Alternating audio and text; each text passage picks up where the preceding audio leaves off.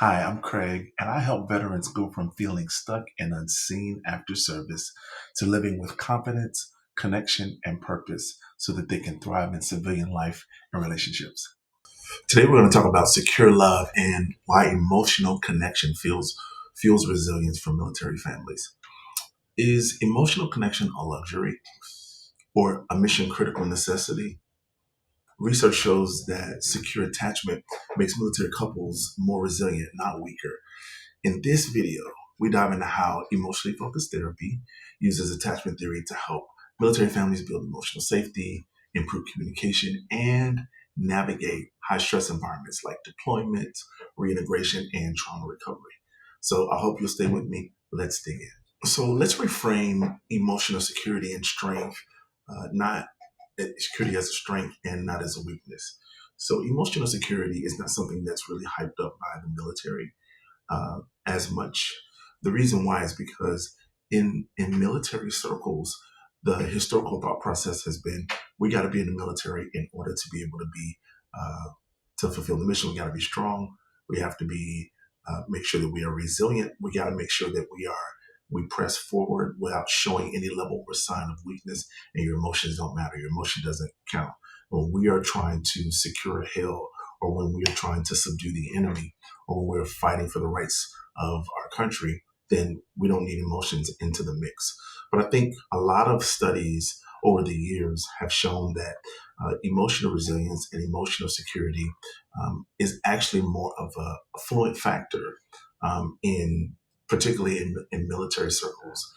Because the reality is, if you don't have emotional security, it's what leads to a lot of the emotional degradation, particularly with veterans who have dealt with trauma, combat trauma, and all of those things. If there is not a secure emotional base, then it leads to a lot of mental health concerns down the line once that veteran gets out, particularly as it results to how they engage with their families, domestic violence issues, all of those things. So we want to reframe emotional security as a strength and not as a weakness. Okay, so because we now know that emotional security is a strength and not a weakness, um, let's explore a secure base and a safe haven that military members need and that families need who are in the military. There is a gentleman named John Bowlby. Bowlby starts to talk about how us as a people, humans, we need community. We need attachment. We need a secure bond and a secure base, and we need safety in order to function properly in our lives. Adults need this secure base just as much as children need the secure base. Now, Bowlby's research primarily dealt with studies from Harlow and monkeys. It's based on Harlow's study of monkeys and how monkeys function, how these monkeys functioned outside of a secure habitation with their moms versus the ones who did not have that secure base and safe haven with their moms. So Bowlby kind of opened up that research and that study to talk about how important it is to have a secure attachment. That attachment doesn't necessarily have to be a mother or a father, but that attachment has to be with a caregiver. Now, this was primarily with children in the studies that were done with babies as well, studies that were done with chimps and their babies as well. But then Dr. Sue Johnson, she actually brought that study to life in her research, which talked about more adult attachment, where she springboarded off of Bowlby's research and springboarded off of a lot of the studies that were done in attachment theory. And she talked about why adults need a secure base. And the reason for that is for risk taking, growth, and innovation. And so in Dr. Sue Johnson's work, she wrote a book called Hold Me Tight, Seven Conversations for a Lifetime of Love. And in that book, she talks about how adults, when they have an insecure attachment style, whether that's an avoidant disorganized attachment style, whether that's an anxious attachment style, or and such, when they have a non-secure attachment style, what they're doing is they're crying out for that level of attachment with their partner or the one that they love. And so Dr. Johnson would argue that that is needed for risk taking, for growth, for innovation, for creativity. You need that level of attachment in your life in order to function properly and healthy and safe in emotional relationships. So, how does deployment disrupt secure attachment in military relationships and in military families? Well, remember, attachment is based on the ability to be able to receive nurture, to receive care, and to receive mutual engagement and fulfillment from a secure base, right? And it's interesting that that word base is used because in the military, if you are not on deployment, then that means you're at your home base. Deployments are actually military personnel that go out and do missions on behalf of the government. In all different sorts of ways in different parts of the country. If you're in the Navy, that's on ships, right? And so they're leaving. Think about this from a military perspective.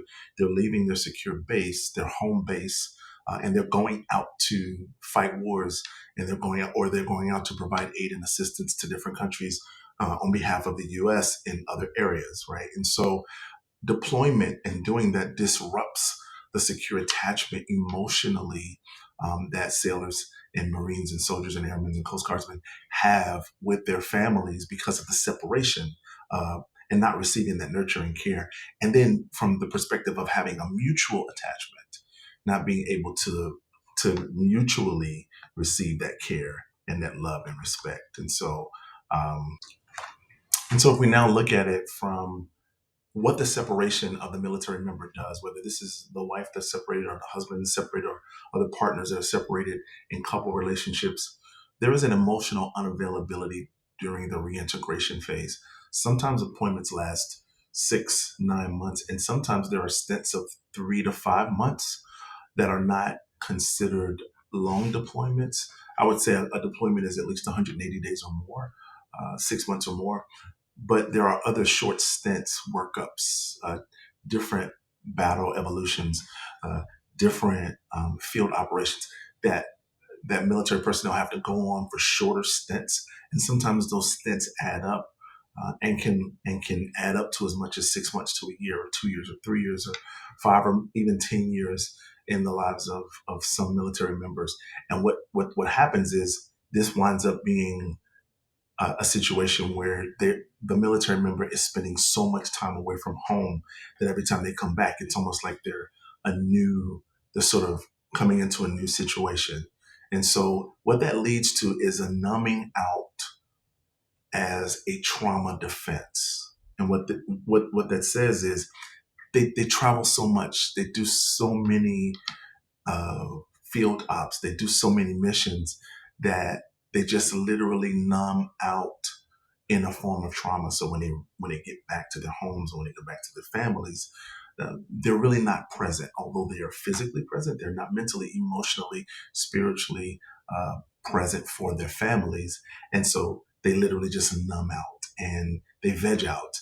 And there is a trauma that's occurring in the brain that's happening that's unbeknownst to even to the person that's experiencing it, far be it from their partner, or far be it from their family. And so numbing out is used as a trauma defense. And oftentimes that happens for people who have been deployed for elongated amounts of time. What I want to talk about now is EFT in action and what that looks like on the ground. Like, how would EFT look in a particular session with a couple? So let's talk about how EFT works, EFT in action, and exactly what would it look like in a session. I often work with couples, and so I use EFT as a theoretical orientation. So one of the things that I see happen with couples all the time is something called a negative communication cycle. What that means is couples will be arguing with one another, or being upset with one another, or being very mean to one another. And what this is in the EFT spectrum is um, one partner is always labeled as the pursuer, and then the other partner is labeled as the withdrawer. Okay, one person pursues for the relationship, and it may seem on its face like that person is more concerned about the relationship, but I think what we often find in couples who go through communication issues and have a negative communication cycle is that the person who withdraws is also concerned about the relationship at equal levels or perhaps at even greater levels. It's just that their expression and how their makeup emotionally is a lot different than the pursuer. The pursuer is much more of an external processor of their feelings, and the withdrawer is an internal processor of that feelings. And so what we try to do in counseling when we see these patterns is we try to recognize that pattern and then rewire that pattern to say that the issue is not us between one another. The issue is actually the cycle that's causing us to break apart.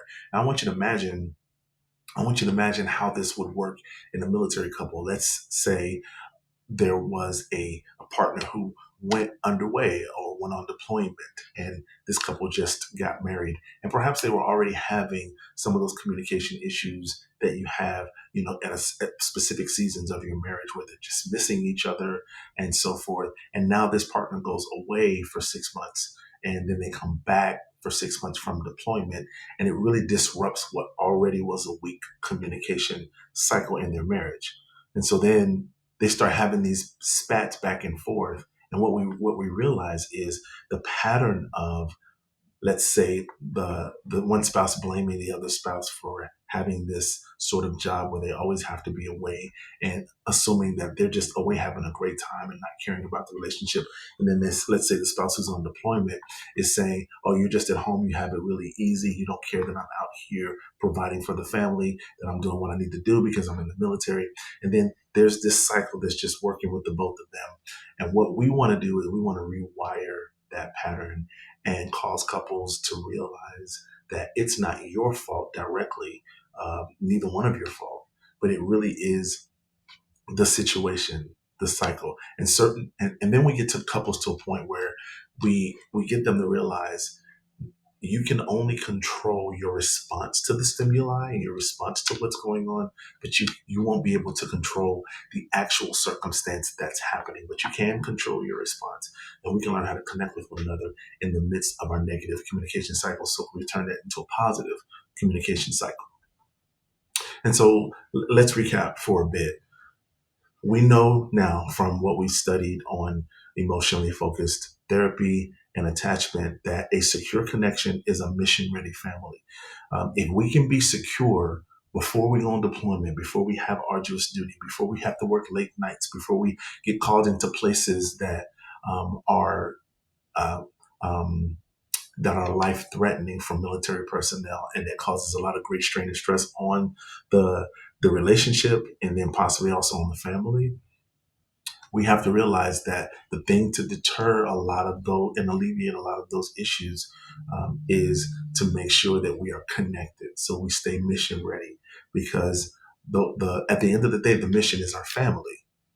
Yes, the mission is what it is as far as what we have to do every day, but the mission is ourselves and our family. And so, secure connection helps um, that bond to stay within the couple, even though they may be far away. When they come back together, they have memories, and there's ways to communicate now for military members who are on deployment where they can keep that attachment and that connection. And so, thank you for watching this video. I hope you got something out of what we were talking about with regard to emotionally focused therapy and attachment, and how that plays into military life and military families.